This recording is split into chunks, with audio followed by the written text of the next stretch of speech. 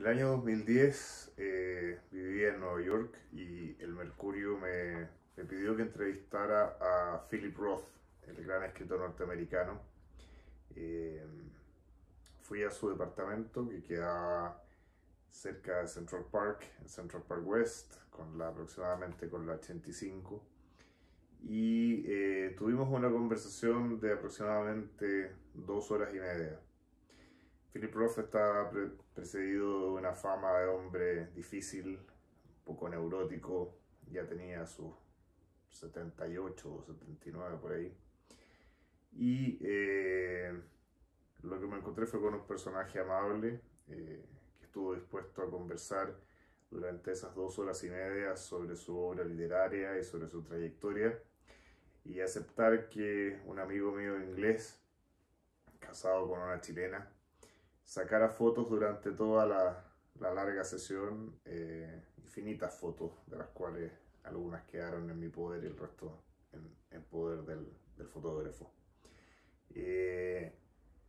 Philip Roth fue el candidato eterno norteamericano al premio Nobel.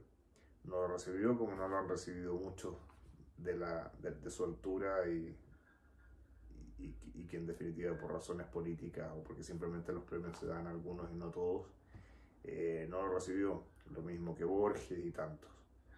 Leerlo es de alguna manera entrar en la cultura norteamericana de la costa este, en el mundo de la cultura norteamericana judía, en el mundo de la cultura política norteamericana, y supone de verdad un avance en el proceso de poder entender a uno de los países probablemente más complejos y poderosos del mundo. No existe dudas de que es un país poderoso, pero a veces la gente subestima su complejidad y cómo en definitiva es una especie de torta de 1000 hojas con miles de realidades dentro de. Voy a leerles un fragmento de su libro, de su novela Indignación. Philip Roth, que retrata la vida de un joven norteamericano al que le toca ir a la guerra de Corea, tantas guerras a las que ha ido Estados Unidos, ¿no? Y tantos memorials que tienen con toda la gente muerta en esas guerras. Y la relación con su padre, un carnicero que ha dado todo por cuidarlo, básicamente. Es una especie de memoria, es una especie de memoria ficticia, una ficcional, en la que el personaje retrata y recuerda su historia y su relación. Y voy a leer el fragmento en el cual de alguna manera cierra la novela. No es una novela de suspenso, no es una novela en la cual el final cuenta el final y el spoiler mata la trama. Así que no tiene no perjudica en nada el que lea este segmento del texto, para efectos del valor y la importancia que tiene leer esta gran novela y a este gran escritor.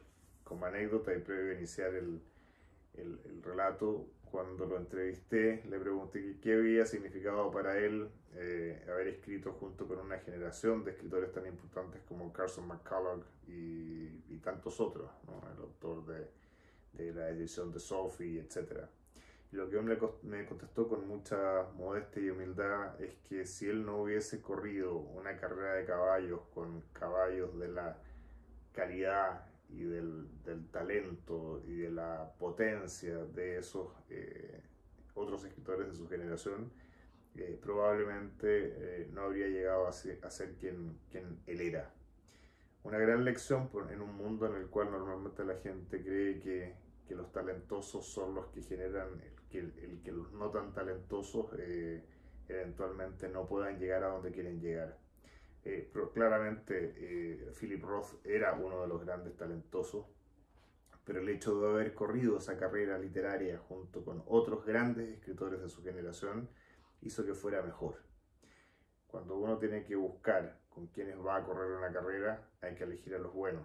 Con esos, aunque uno no gane o no llegue primero, sin duda va a correr mejor. Eso es luchar contra la mediocridad. Aquí cesa la memoria. una ampolla tras otra de morfina inyectada en el brazo había sumido al soldado Messner en un prolongado estado de profunda inconsciencia, aunque sin suprimir sus procesos mentales.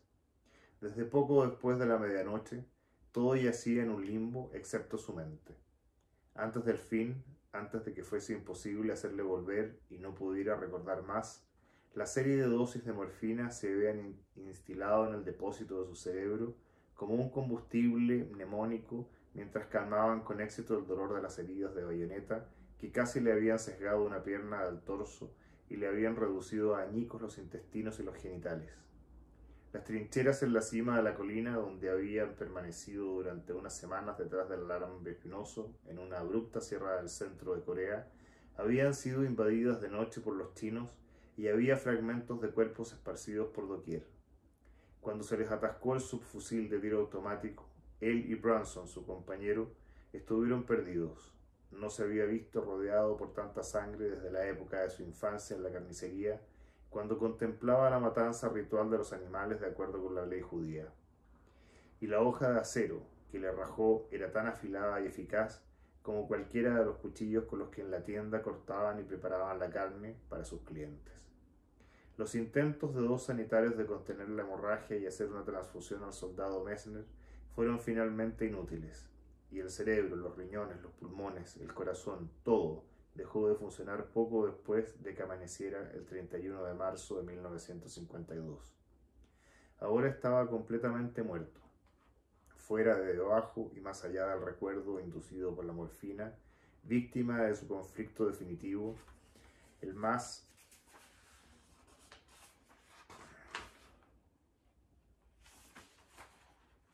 feroz y horripilante de todos los conflictos. Le cubrieron la cabeza con el poncho, recogieron las granadas que llevaban en el cinto de lona y que nunca había tenido la ocasión de lanzar, y se apresuraron a ocuparse de Branson, que expiró a continuación. En la lucha por la empinada colina numerada en la abrupta sierra del centro de Corea, ambos bandos sufrieron tal cantidad de bajas que convirtieron la batalla en una calamidad fanática, como lo era la misma guerra. Los pocos vencidos y heridos que no habían muerto a bayonetazos o saltado por los aires, finalmente, antes de que amaneciera, abandonaron la montaña de la Matanza, como llegó a conocerse aquella colina enumerada en la historia de nuestra guerra de mediados de siglo.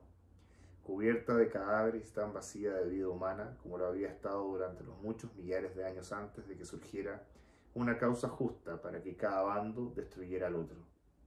De los 200 hombres que formaban la compañía del soldado Messner, solo sobrevivieron 12, y todos ellos lloraban y estaban enloquecidos, incluido el capitán de 24 años, cuyo rostro había aplastado la culata de un fusil manejado como un bate de béisbol. Más de 1000 soldados lanzaron el ataque comunista. El número de bajas chinas oscilaba entre 800 y 900. Una oleada tras otra llegaban y moría, avanzando al toque de las cornetas que atronaban. Alzaos los que os negáis a ser esclavos, y se retiraban a través de un paisaje de cuerpos y árboles destrozados, ametrallando a sus heridos y a todos los que podían localizar de los nuestros. Las ametralladoras eran de fabricación soviética. En Estados Unidos, a la tarde siguiente, 2 soldados llegaron a la puerta del piso de los Messner en Newark para comunicar a los padres que su hijo había muerto en combate. El señor Messner no se recobraría jamás de la noticia. Entre sollozos le dijo su esposa: le dije que vigilara. Él nunca me escuchaba. Me rogaste que no cerrase la puerta con llave para darle una lección, pero era imposible darle una lección. Cerrarle la puerta con llave no sirvió de nada, y ahora ha muerto. Nuestro hijo ya no existe. Tenía razón, Marcus, lo vi venir, y ahora te has ido para siempre. No puedo soportarlo, no sobreviviré a esto. Y no sobrevivió. Cuando la tienda reabrió tras el periodo de luto, ya no volvió a bromear alegremente con los clientes, o bien guardaba silencio mientras trabajaba, salvo por la tos, o bien decía en un murmullo a quien estuviera sirviendo: nuestro hijo está muerto. Dejó de afeitarse con regularidad y ya no se peinaba, y pronto, de un modo pusilánime, los clientes empezaron a dejar de comprar en la tienda y se buscaron otro carnicero kosher en el barrio, y cada vez fueron más los que compraban la carne y los pollos en el supermercado. Un día, El señor Messner prestaba tan poca atención a lo que estaba haciendo que el cuchillo resbaló en un hueso, la punta le penetró en el abdomen y tuvieron que ponerle puntos. En total, su horrenda pérdida tardó 18 meses en torturar al desdichado hombre hasta matarlo. Probablemente murió una década antes de que el enfisema se hubiera vuelto lo bastante agudo para matarlo por su cuenta. La madre era fuerte y siguió viviendo hasta llegar casi a centenaria, aunque su vida también estaba destrozada. No pasaba un solo día en que no mirase la fotografía de graduación de su guapo hijo en el instituto, enmarcada y colocada sobre el aparador en la sala de estar. Y en voz alta y llorosa preguntase a su difunto marido: ¿por qué le dejaste fuera de casa? Un momento de rabia y mira lo que pasó. ¿Qué más daba la hora a la que llegara a casa? Por lo menos cuando llegaba estaba aquí. ¿Y dónde está ahora? ¿Dónde estás, cariño? Marcus, por favor, la puerta no está cerrada con llave. Vuelve a casa. Entonces se acercaba a la puerta, aquella puerta con su maldito cerrojo, la abría del todo y se quedaba allí esperando su regreso, aunque sabía que nunca tendría lugar. Sí, de no haber sido por esto y por aquello, todos estaríamos juntos y vivos para siempre y todo sería perfecto.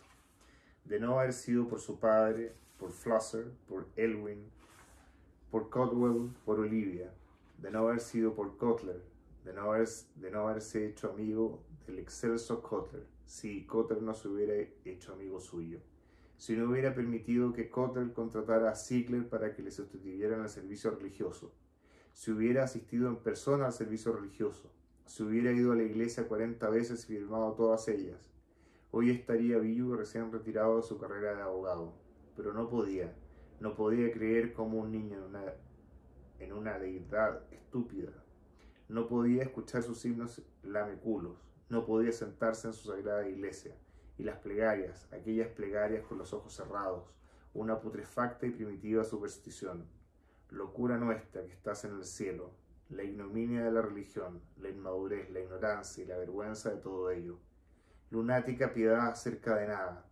Y cuando Caldwell le dijo que debía hacerlo, cuando Caldwell volvió a llamarle a su despacho y le dijo que le permitirían seguir en Winesburg solo si se disculpaba por escrito ante el presidente Lenz por haber contratado a Marty Ziegler para asistir a los servicios religiosos en su lugar, y si además, como una forma de instrucción, así como una penitencia, asistía al servicio religioso no 40, sino un total de 80 veces, asistía al servicio religioso prácticamente cada miércoles del resto de su carrera universitaria, entonces, ¿qué alternativa tenía Marcus? ¿Qué otra cosa podía hacer más que como el Messner, que era, como el estudioso de Bertrand Russell, que era, golpear con el puño la mesa del decano y decirle por segunda vez: váyase a la mierda?